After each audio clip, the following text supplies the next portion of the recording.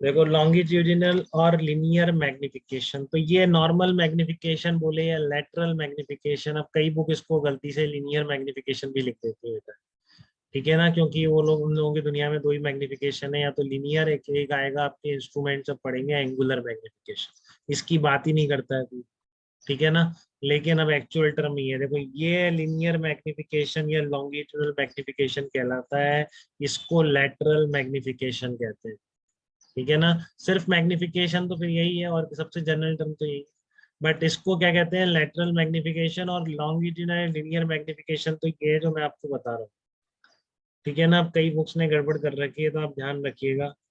हमारे लिए तीन मैग्निफिकेशन है। पहला तो ये हो गया हमारे लिए lateral magnification, height of image upon height of object. दूसरा ये लिनियर या लॉन्गिट्यूडनल मैग्निफिकेशन, इसका मतलब है लेंथ ऑफ इमेज, अगर प्रिंसिपल एक्सिस के अलोंग भी लेंथ है ऑब्जेक्ट। ठीक है।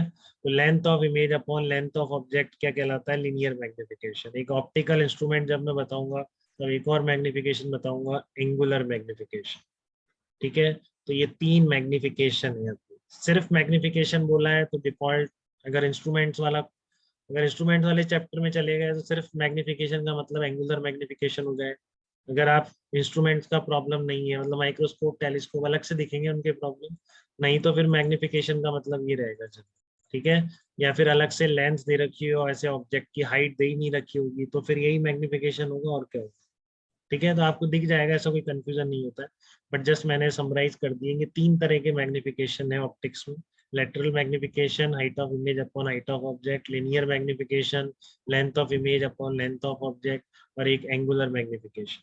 ठीक है। तो एक आपने पढ़ लिया, दूसरा आप ऐसे पढ़ लीजिए, सिंपल है बिल्कुल, कि यहाँ पर कोई लेंथ ऑफ ऑब्जेक्ट रखा हुआ है, तो यहाँ पर आप U1 बोलिए, इसको U2 बोलिए। U1 की पोजीशन V1, U2 की V2।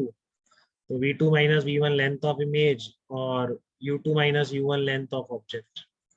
ठीक है। तो वो कहलाएगा आपका लिनियर मैग्निफिकेशन। अब एक चीज बहुत ध्यान रखनी है इस केस में, कि हमारे पास ये वाली इक्वेशन है। ठीक है ना। मैं इसको U के रिस्पेक्ट में डिफरेंशिएट कर दे रहा हूँ। तो आप ऑब्जेक्ट की पोजीशन चेंज कर लोगे तो क्या फोकल लेंथ चेंज हो जाती है क्या, बताइए क्या।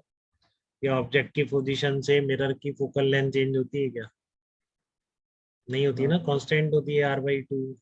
तो इसलिए आपका ये कितना हो जाएगा, ये जीरो हो जाएगा। ठीक है ना। क्या जीरो हो जाएगा, इसका 1/f का डिफरेंशिएशन। ठीक है। 1/f का डिफरेंशिएशन क्या होगा, जीरो हो जाएगा। ठीक है। तो dv/du कितना आ गया आपका, v² अपॉन u² आ गया। ठीक है। dv/du कितना आ गया आपका, v² अपॉन u² निकल के आ गया। देखो डिफरेंशिएट किया है सिर्फ मैंने, तो ये du क्या है, du है u में स्मॉल चेंज, बेटा लार्ज चेंज नहीं है, डिफरेंशिएशन है ना। समझ रहे हैं आप। ठीक है ना। ये क्या है, यू में आपकी एक पोजीशन है, फिर यू में थोड़ा सा चेंज करोगे तो वी में कितना चेंज आएगा, वो यहाँ से लिखा हुआ है। ठीक है। तो अगर बहुत स्मॉल ऑब्जेक्ट है तो मैं एक पॉइंट के लिए यू निकाल दूं, तो दूसरे के लिए चेंज कितना बोल सकता हूँ, डी यू बोल सकता हूँ। बट क्या होना चाहिए उसके लिए, लेंथ ऑफ द ऑब्जेक्ट बहुत स्मॉल होनी चाहिए। तो अपने आप आपका change in length of the image आ जाए, इमेज की लेंथ आ जाएगी। ठीक है। तो अगर आपका ये ऑब्जेक्ट का साइज बहुत स्मॉल है, तो डी यू आपकी ऑब्जेक्ट लेंथ बोली जा सकती है, डीवी आपकी इमेज लेंथ बोली जा सकती है।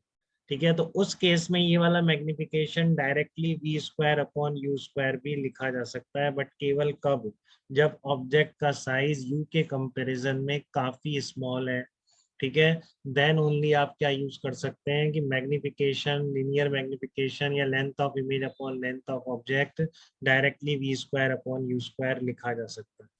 ठीक है। बट अगर ऑब्जेक्ट का साइज फाइनाइट है, बहुत स्मॉल नहीं है यू के कंपैरिजन में, ठीक है, तो आप ये नहीं लगा सकते। देखो इस क्लियरली लिख दिया है मैंने, अगर बहुत स्मॉल है तो length of the object du, length of the image dv, दोनों का ratio v² upon u², simple differentiation. ठीक है। तो बहुत बार तो यही आता है 99% चांस में तो आपको। ठीक है। बहुत सा क्वेश्चन ये आता है कि एम्पली ऑसिलेट कर रही है इमेज यहाँ पर। ठीक है ना। उसका एम्पलीट्यूड कैपिटल ए है, तो बताओ इमेज का एम्पलीट्यूड कितना होगा। ठीक है। तो एम्पलीट्यूड मतलब मीन पोजीशन से मैक्सिमम डिस्प्लेसमेंट, तो डी की मैक्सिमम वैल्यू कैपिटल है। तो उस केस में आप डायरेक्ट ये फार्मूला लगता है, बहुत कॉमन क्वेश्चन है। ठीक है। तो कह देगा एम्पलीट्यूड बहुत स्मॉल है और इतनी डिस्टेंस पर रखा हुआ है, तो जो इमेज की SHM होगी उसका एम्पलीट्यूड कितना होगा, तो यहाँ से निकल जाए। ठीक है ना। बट एम्पलीट्यूड बहुत लार्ज दे दिया, 3 मीटर पे रखा हुआ है, एम्पलीट्यूड इसका आधा मीटर भी है, तो 3 और आधा तो बहुत कंपेरेबल हो गए। फिर आप ये फार्मूला मत लगाना।